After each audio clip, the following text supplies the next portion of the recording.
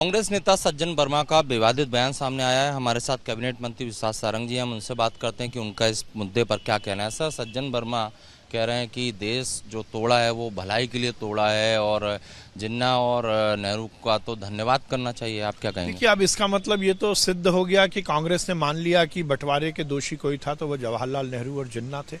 ये बात तो इस देश का इतिहास पहले से कहता आया है। लेडी माउंटबेटन ने क्या किया था, इतिहास में लिखा है ना यही।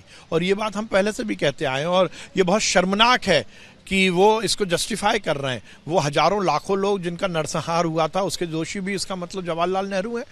जब बंटवारा हुआ था तो ट्रेनें भरकर आई थी लाश पाकिस्तान से हिंदुस्तान में, और उसके दोषी भी जवाहरलाल नेहरू थे। देखिए, जवाहरलाल नेहरू ने और जिन्ना ने अपनी राजनीतिक महत्वाकांक्षा पूरी करने के लिए देश के बंटवारे किए। एक पाकिस्तान का राष्ट्रपति बनना चाहते थे और एक देश के प्रधानमंत्री, भारत के प्रधानमंत्री बनना चाहते थे। इसीलिए तो उन्होंने अपनी राजनीतिक महत्वाकांक्षा को पूरा करने के लिए देश के बंटवारे किए। गांधी जी ने तो कहा था कि पहले मेरे शरीर के टुकड़े होंगे, उसके बाद देश के टुकड़े होंगे। वो तो अखंड भारत की परिकल्पना के साथ इस देश की आज़ादी चाहते थे, परंतु लेडी माउंटबेटन के प्रभाव में आकर और अपनी राजनीतिक रोटी सेकने के लिए, महत्वाकांक्षा को पूरा करने के लिए जवाहरलाल नेहरू ने इस देश के टुकड़े किए। और अब कांग्रेस ने भी इसको मान लिया है और कांग्रेस के नेता के बयान आने के बाद भी कांग्रेस की ओर से कोई खंडन नहीं है। सोनिया गांधी और राहुल गांधी को स्पष्ट करना पड़ेगा और नहीं तो ये माना जाएगा कि ये कांग्रेस का अधिकृत बयान है।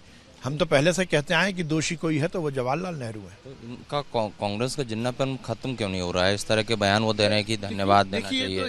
ये तो मिली जुला मामला है ना। पाकिस्तान परस्ती की बातें तो कांग्रेस के नेता अभी भी करते हैं, चाहे दिग्विजय सिंह हो, चिदम्बरम हो, मणिशंकर अय्यर हो। राहुल गांधी इस देश की एकता अखंडता के लिए विदेश में जाकर बात नहीं करते, वो देश को तोड़ने की बात करते हैं। वो चाइना के एजेंटों के साथ पब में रंग रंगलियां मनाते हैं। तो ये बात तो सिद्ध होती है। और जो शुरुआत जवाहरलाल नेहरू ने इस देश को तोड़ने की थी वो आज तक कायम है, उनके परिवार की, उनके खानदान की।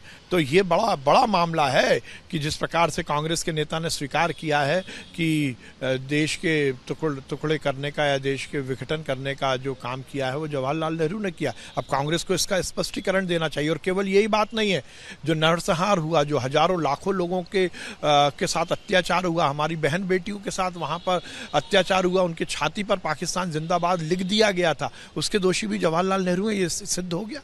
राहुल गांधी की बात निकली तो राहुल गांधी को ईडी ने नोटिस दिया है। हालांकि वो विदेश में होने का हवाला दे रहे हैं और 5 जून के बाद आएंगे, लेकिन इस तरह के नोटिस के बाद कांग्रेस कर रही है हम लड़ेंगे, झुकेंगे नहीं। अब देखिए, आप भ्रष्टाचार करो और फिर कहो कि हम लड़ेंगे, आप भ्रष्टाचार करो और फिर कहो कि हम पर अत्याचार हो रहा है, तो ये ठीक नहीं है।